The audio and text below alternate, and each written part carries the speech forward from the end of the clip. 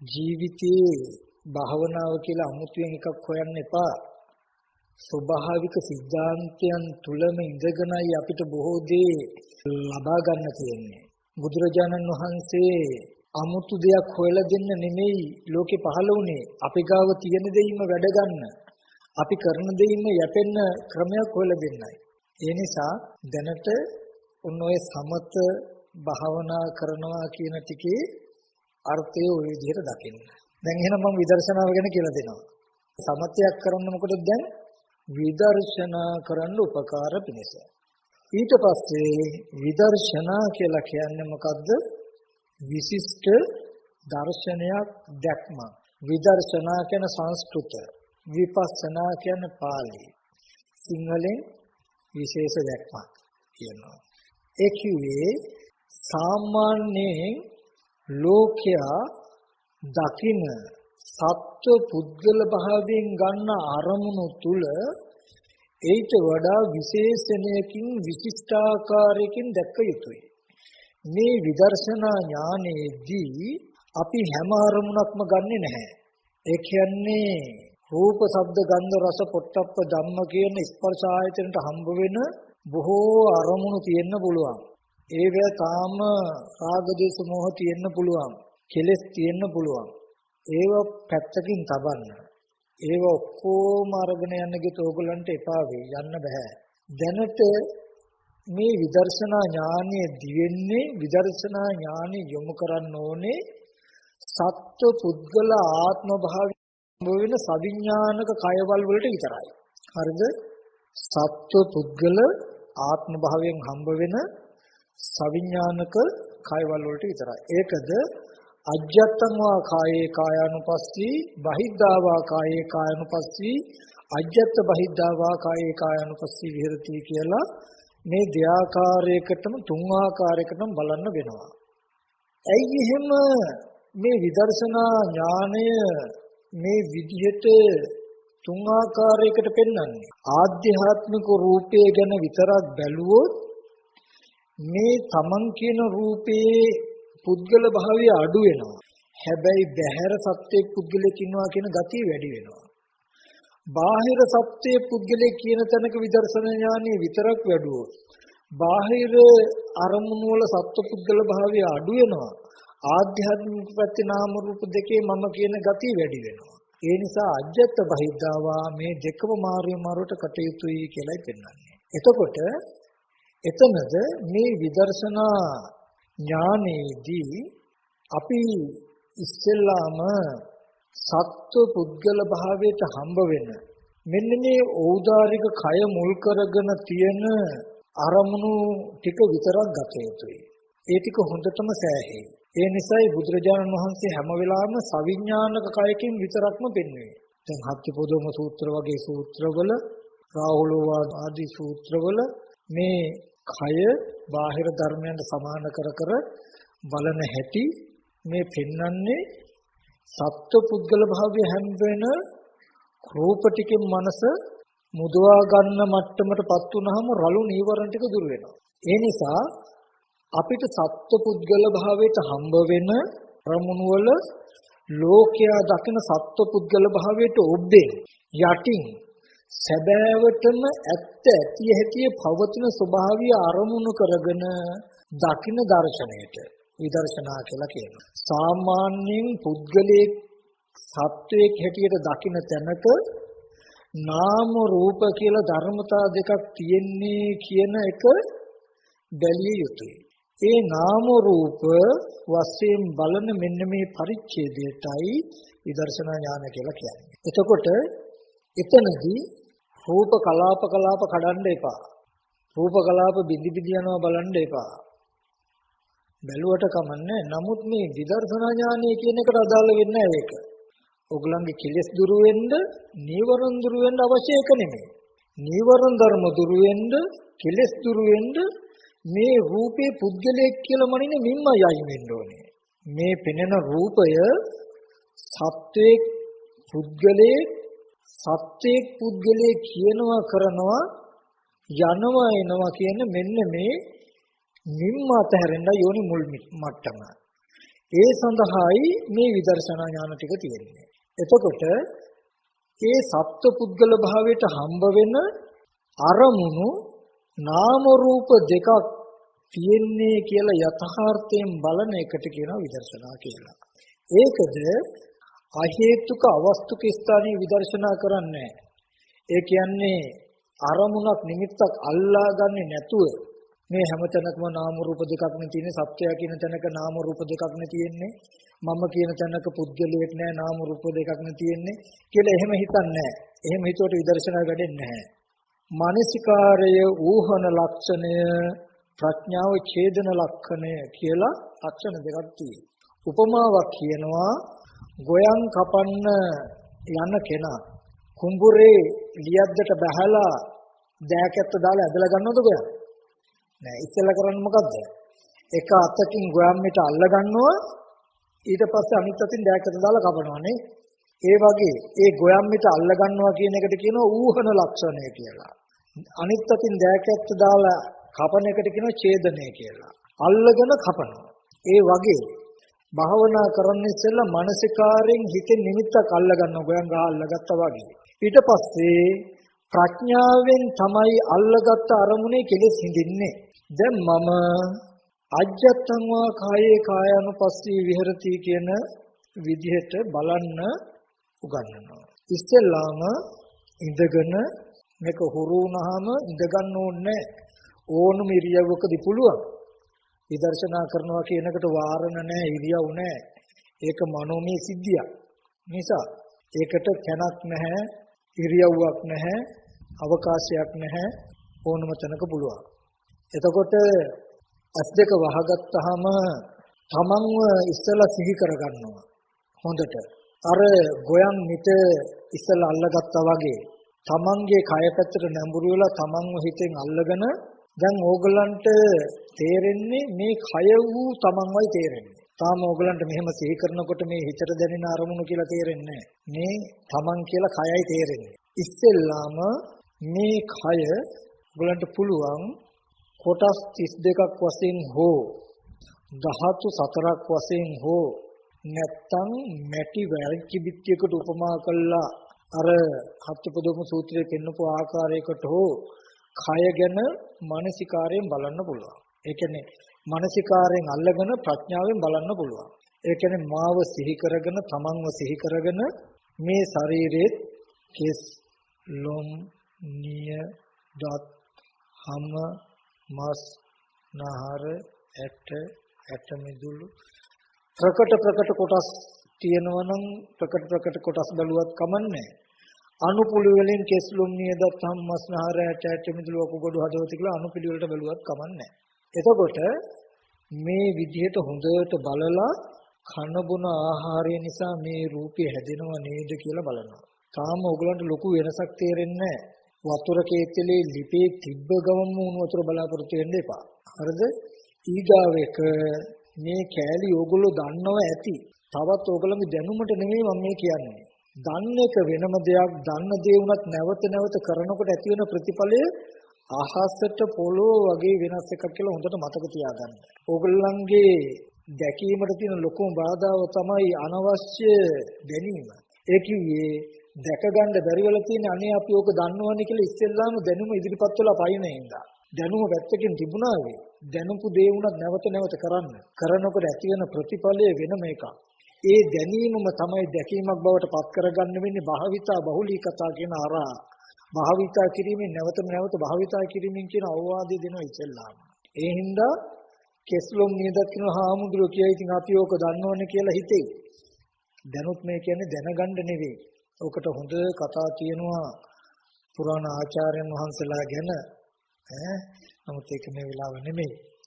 එතකොට කෙස් ලොම් නිය දත් හම් මස් නහර ඇට මිදුළු මේ වගේ හිමින් කය හිතන්න ඕනේ මේවා. හිත ඇතුලෙන් හිතන්නම ඕනේ. සද්ද ඇහෙන්න කිව්වත් කමන්නේ. නමුත් කවුරු හරි ආගෙට ලැජ්ජා හිතේ නම් කියන්න ඕනේ. ඊගාට මේ වගේ තැන් වල නම් කියන්න ඕනේ. නමුත් සද්ද කළා කිව්වත් ප්‍රශ්නකුත් නැහැ. එතකොට කෙස් ලොම් නිය දත් මොකද තාම මේ මානසිකාරය නැතුව හිතෙන් හිතන්න තරම් හිතෙන් සිවුම්ව හිතලා ගතිය ගන්න තරම් අපි දක්ෂ නැහැ. ඒ හින්දායි කියන්න හෝ කියන මට්ටමේ රළුවට හිතනකම හෝ ඕනේ. එහෙම හිතලා කන බොන ආහාරය නිසා මේ රූපය හැදිලා තියෙනවා නේද කියලා හිතන්න. දැන් මේ කා ගැනද හිතන්නේ? මං ගැන. කෙනාගේ මං ගැන. හරිද? තම තමන් මම කියන පැත්තට හැරිලා මාව අල්ලගෙන මේ විදිහට හිතලා කන බොන ආහාරය නිසා මේ රූපය හැදිලා තියෙනව නේද කියලා බලනවා. ඊට පස්සේ දැන් හොඳට තමන්ට නුවණ එනවා මේ කෙස්ලොම් නියද ධම්මස් නහර හෝ එහෙම නැතිනම් මේ ශරීරයේද කෙස්ලොම් නියද ධම්මස් නහර කියන්නේ පටවි කොටස් නේද? බාහිර ගස්වැල් වල තියෙන තද ගතියත් කෙස්ලොම් නියදත් වල තියෙන තද ගතියත් දෙකම එකයි නේද කියලා හිතනවා. මේ ශරීරයේ තියෙන පිටසෙන් සැරව කියන්නේ ගලන වැగిරෙන ස්වභාවය. බාහිර වැව් පොකුණු වල තියෙන ගලන වැగిරෙන ස්වභාවයත් මේ ශරීරයේ තියෙන ගලන වැగిරෙන ස්වභාවයත් දෙක එකයි නේද කියලා හිතනවා. මේ ශරීරයේ තියෙන දවන, තවන, දිරවන, පැසවන ස්වභාවයත් බාහිර හිරු රස්නේ ගින්දර වගේ තැන් වල තියෙන දිරන, තවන, පැසවන ස්වභාවයත් දෙකම එකයි නේද කියලා බලනවා. මේ ශරීරයේ තියෙන හමන, පිම්බෙන, හැකිලෙන, සොලවන ස්වභාවයත් බාහිර තියෙන හමන පිම්බෙන හැකිලෙන වායු ස්වභාවය දෙකම එකයි නේද කියලා බලනවා. යාචිකාච අජ්ජාචිකාච පඨවි ධාතු බාහිරාච පඨවි ධාතු පඨවි ධාතු රේවේසා. යාචිකාච අජ්ජාචිකාච ආපෝ ධාතු බාහිරාච ආපෝ ධාතු රේවේසා.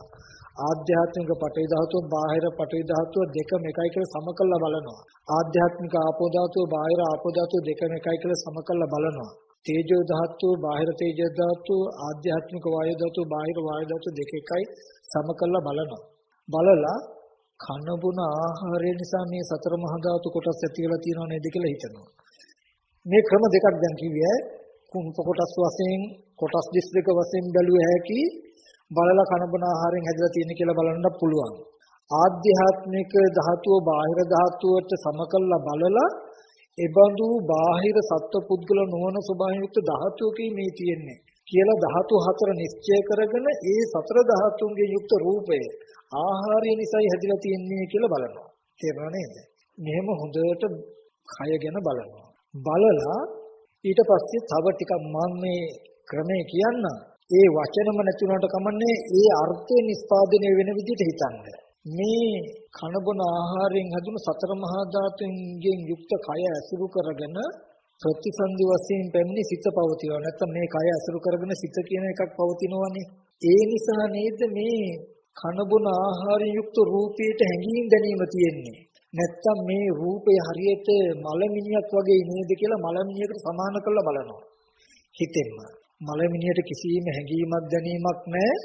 කන බොන ආහාරයෙන් හැදුණු සතර මහා ධාතු රූපයට කන බොන ආහාරයෙන් හැදුණු කුණුඹ කොටස් 32කට කිසිම දැනුමක් නැහැ.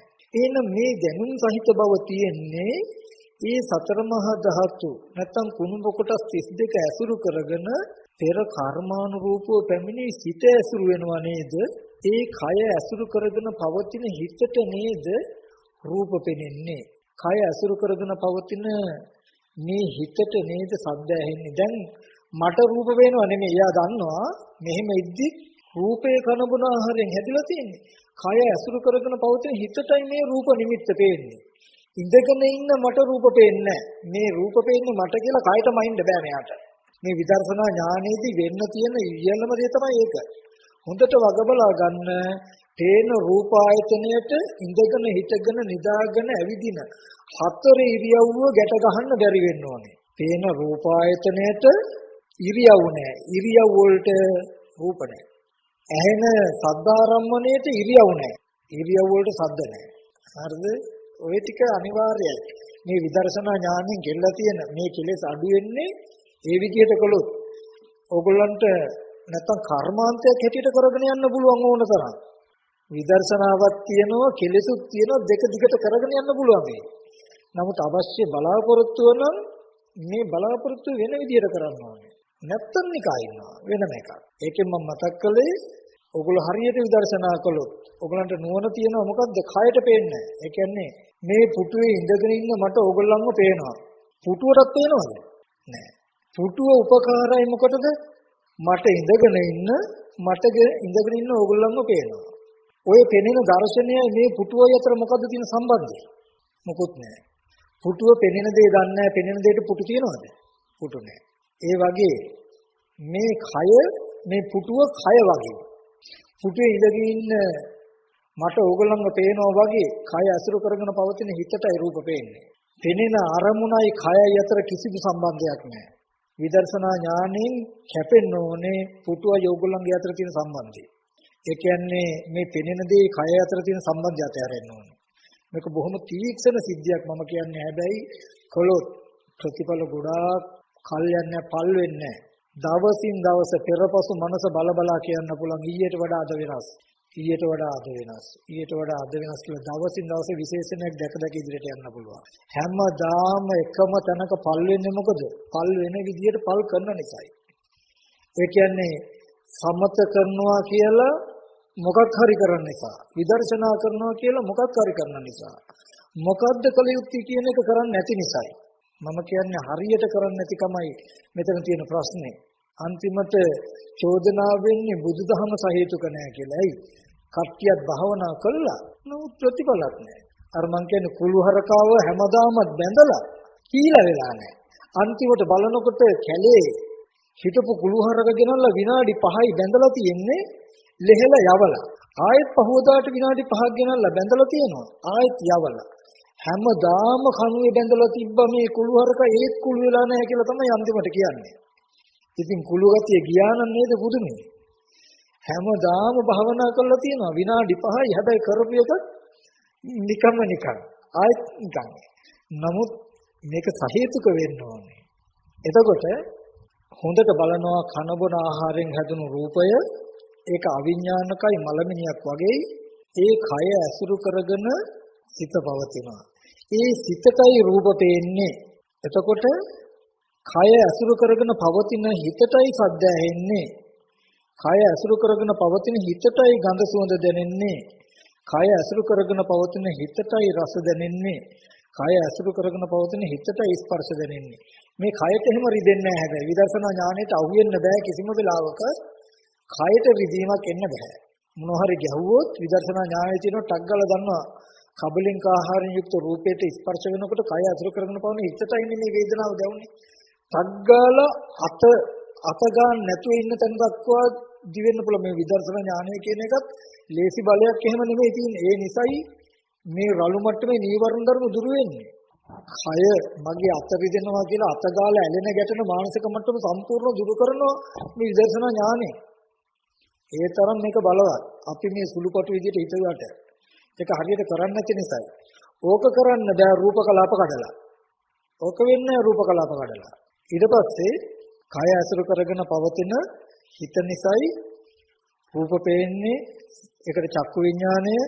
කය ඇසුරු කරගෙන පවතින හිතටයි සද්ද ඇහෙන්නේ. ඒකට සෝත විඥාන. කය ඇසුරු කරගෙන පවතින හිතටයි ගඳ සුවඳ දැනෙන්නේ. ඒකට ගාහන විඥාන. කය ඇසුරු කරගෙන පවතින නාසයටයි ගඳ සුවඳ දැනෙන්නේ. ඒකට ගාහන විඥාන. කය ඇසුරු කරගෙන පවතින දිවටයි රස දැනෙන්නේ. ඒක ජීවා විඥාන. කය ඇසුරු කරගෙන පවතින හිතටයි පොට්ටබ්බේ දැනෙන්නේ. ඒකට කාය විඥාන කිව්වා. එතකොට එයා දන්නවා තවත් හිතලත් බලනවා. හොඳට හිතන්න බය වෙන්න එපා. ඇත්තටම මලමිනියක් කියලා කියන්නේ හිත නැතිකම. හිත නැතුනොත් රූප පේන්නේ නැහැ, ශබ්ද ඇහෙන්නේ නැහැ, ගඳ සුවඳ දැනෙන්නේ නැහැ, රස දැනෙන්නේ නැහැ, ස්පර්ශ දැනෙන්නේ නැහැ. එහෙනම් අදද මේ කයට නෙමෙයි නේද මේවා දැනিলা තියෙන්නේ? කය ඇසුරු කරගෙන පවතින හිතට නේද කියලා තමන්ම තර්ක කළා විතර්ක කළා හිතන්න. හිතන කමට මනස තියෙන මලකඩ දුරු වෙන්න ඕනේ. ඒකට ඈලි මෑලි කමට හිතුවට වැඩක් නැහැ. හොඳට හිතන්න. බුදුරජාණන් වහන්සේ දේශනා කරනවා මහණෙනි හිර උදා වෙන්න තියෙන పూర్ව නිමිත්ත මොකද්ද? අරුණ. ඒ වගේ නොපෙමිනි අරිහත්ත්වයටපත් වෙනවා කියන එකට పూర్ව නිමිත්ත මොකද්ද? යෝනිසෝ මනසිකාරය. හොඳට හිතන ගතිය දකින්න කියනවා. මෙයා රහත් වෙන්න සුදුසුයි කියන ගතිය දකින්න කියනවා. රහත් වෙන්න සුදුසුයි කියන ගතිය පෙනෙනවා කියන යෝනිසෝ මනසිකාරය. ඒ නිසා හොඳට හිතන බව උහුරු කරන්න. ඊට පස්සේ අන්තිමට මම කියලා කියන්නේ මේ කන බොන ආහාරයෙන් හැදුණු අවිඥානික රූපකයද නැත්නම් කය අසුරු කරගෙන රූප දකින සද්ද අහන ගඳ සුවඳ දැනගන්න මේ නාම ධර්ම ටිකද කියලා ප්‍රශ්නයක් එන්න ඕනේ Tamanට. ඔහොම ටිකක් වෙලා බැලුවා ආය සම්මත කමටහන වැඩි. දැන් සම්මත කමටහනක් බැයි නම් ආයත් ඉතිවිසෝ ගාතාව කියනවා මූල පටන් ගත්තා ඒ වගේම 100න් මැද ඒ වගේම 100න් අවසාන වෙන විදිහට 10 වතාවක් විතර ඉතිවිසෝ ගාතාව කිව්ව නතර කළා. ආයත් මේ කය අරගෙන විදර්ශනා කළා අර විදිහට. එහෙම විදර්ශනා කරද්දී සමතකමටහන ගන්නෑ. තව වෙන සත්පුද්ගල භාවයට අරමුණු ආවොත් ඒවත් ගන්නෑ. නොසලක ඇරලා එකම නිමිත්ත ඉවර වෙනකන් විනාඩි 10ක් පැයක් පැය භාගයක් කොච්චර ගියත් කමන්නේ. ඒක පොලිස් කළා ඉවර වෙලා මම කියපු තැන නාම රූප දෙකක් තියෙන්නේ කියන එක ඉවර කළාම තමයි අවසන් කරන්නේ. එහෙම ඉවර කළා කියලා පේන්නේ නමුත් බැලුවා. ඊගාවට බහිද්ධාවා කායේ කායන පස්සේ විහෙරති. පර සත්තානං වා කලනං වා කියන තැනක නිමිත්ත ගන්නවා. ඒකෙදි මානසිකාරයෙන් නිමිත්තක් අල්ලගෙන ප්‍රඥාවෙන් හින්දින්න ඕනේ. අපි කියමු යාළුවේ. කවුද නම කියන්න බලන්න. නිමල්. දැන් නිමල් කියන නමක් එක්ක ප්‍රඥාප්තියක් එක්කම යාළුවම සිහි කරගත්තා. හිතෙන් නිමිත්ත අල්ලගෙන ඒ රූපෙද තියෙන්නේ ඒ රූපෙද හැදලා තියෙන්නේ නිමල්ගේ නෙමෙයි. නිමල් කියලා කියන තැනක ඒ රූපෙද කෙස් ලොම් නියදත් හම්මස්නහර ඇට ඇටමදුළු කියලා බලනවා. නැත්නම් ඒ රූපේ තියෙන පඨවි ධාතුවත් බාහිර ගස්වල වල තියෙන පඨවි ධාතුවත් එකයි. ඒ රූපේ තියෙන ආපෝ ධාතුව, තේජෝ ධාතුව, වායෝ ධාතුවත් බාහිර තියෙන සතර මහා ධාතුවත් එකයි. එතන තියෙන සතර මහා ධාතුව කනබුන ආහාරයෙන් නේද හැදිලා තියෙන්නේ. ඒ කුණප කොටස් ටික සතර මහා ධාතුවෙන් නේද හැදිලා තියෙන්නේ කියලා බලනවා. ඒ සතර මහා ධාතුවෙන් හැදුණු කය අසුරු කරගෙන ප්‍රතිසන්දි වශයෙන් දෙන්නේ සිත පවතිනවානේ. ඒ කය අසුරු කරගෙන පවතින හිතටනේ රූප පෙනෙන්නේ, සද්ද ඇහෙන්නේ කියලා හිතනවා. හිතලා විඥානේ නිරුද්ධ වුණ තෙතෙන්ද රූප සද්ද ඇහෙන්නේ නැහනේ. එහෙනම් අදද ඒ කයට රූප සද්ද ඇහෙනවනේ මේ කය අසුරු කරගෙන පවතින හිතටනේ පෙනෙන්නේ. අපි නිමල් කියලා මම හිතන තැනක තියෙන නාම රූප දෙකක්නේ. නිමල් කියන්නේ කන බොන ආහාරයෙන් ඇතිවෙන කිසිම දැනීමක් නැති රූපෙටද? නැත්තම් ඒ කය අසුරු කරගෙන දැකින් ඇහින් කියන ධර්මිය සිද්ධ කරන නාම ධර්ම ටිකද කියලා තමන්ම ප්‍රශ්නයක් ඉදිරි කරනවා. කියලා ආය සමතකමටහන වඩනවා. මේ වගේ සමතකමටහනකින් හිත වඩනවා, ගන්න අරමුණු විදර්ශනා කරනවා ටික ටික. විදර්ශනා කරනවා ආය සමතකමටහන. මේ විදිහට ටිකක් වෙලා කළා නැගිට්ටා. නැගිට්ටාම සති නිමිත්ත හිත තියාගන්නවා. එහෙම නැතිනම් සති නිමිත්ත බැයි නම් සියලු සත්‍ය නිදුක්ඛව නිරෝගී සුඛ කුසල මානසිකාරයක් හිත ඇතුලේ තියාගෙන අකුසල විතරකෙන් එන්න කලින් කුසල මානසිකාරයක් හිත ඇතුලේ මුමුණ හැම වැඩක්ම කරන්න හුරු වෙන්න. ලොකු භාවනාව කියලා එකකට කොටු වෙන්න ඕනේ. වර්තමානයේ පෙරපසු මනසට ඇතුළතින් එක එක දේවල් හිතන්න දෙන එක නවත්තන්න. එකම උපායයි. හිතේ කතා කරන්න දෙන්නේ නැතුව සරල දෙයකට හිත තියලා වර්තමානයේ තියාගන්න. වැඩ කටයුතු මොන වැඩ කටයුත්තක් කරද්දී පෙරපසු මනස යන්න නොදී කරන වැඩේට හෝ මොනවා හරි දෙයක් ගන්නකොට ගන්න බවට හෝ තියෙනකොට තියෙන බවට දැනුම තියාගන්න. පිඟාන ගන්නකොට පිඟාන ගන්න අත දාපු බවක් දන්නවා, පිඟාන ගත්ත බවක් දන්නවා, අරගෙන තිබ්බ බවක් දන්නවා. පෙරපසු මනස කොහටවත් යන්න දෙලා නැහැ.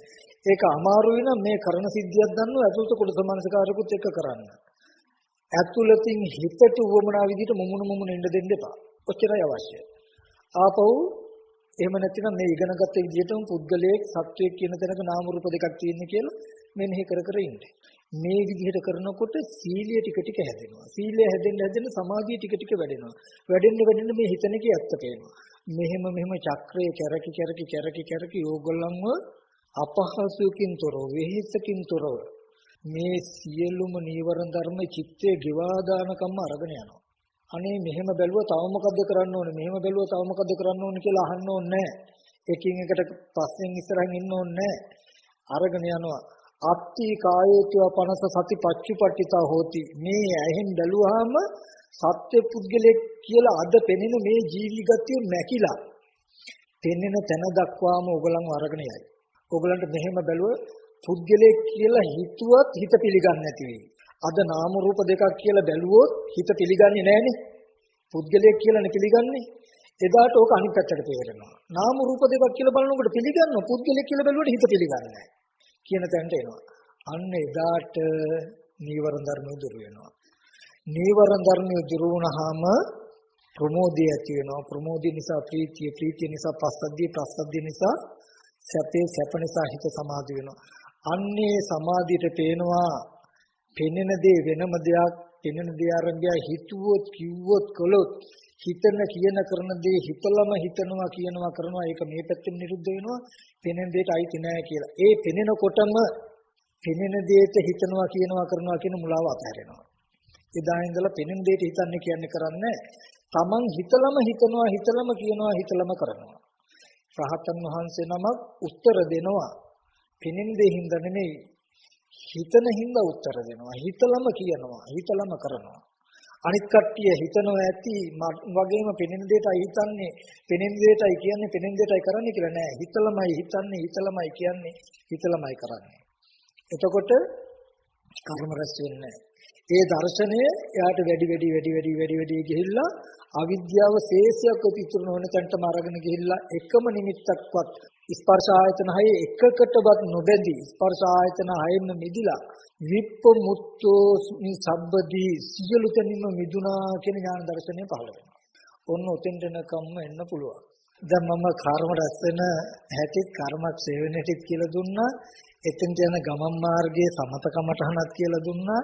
විදර්ශනා කරන හැටිත් ආධ්‍යාත්මිකයි බාහිරවයි කියලා දුන්නා. ඇත්තටම අපි බලාපොරොත්තු වී යුත්තේ කල්යාණ මිත්‍රාසුර සද්ධර්ම ශ්‍රවණයෙන් ওই ටික විතරයි. මාව කරේ තියාගෙන යන්න හාමුදුරනේ කියලා පණවන්න බෑ අපිට. ඒ කියන්නේ ඕගොල්ලන් විදර්ශනා කරවන්න බෑ. මම භාවනා කරවන්න කියලා ඕගොල්ලෝ හිත ඇතුලේ මොනවා හිතනවද මම දන්නවද? ඉතින් මම හිතියත් නැතත් ඕක ඕගොල්ලන්ට කරන්න බැයිද? ඉතින් පැත්තකට ගිහිල්ලා මම දැන් ඔය කියලා දුන්නු විදිහට කරන්න. එතකොට භාවනා කරනවා වෙනවා.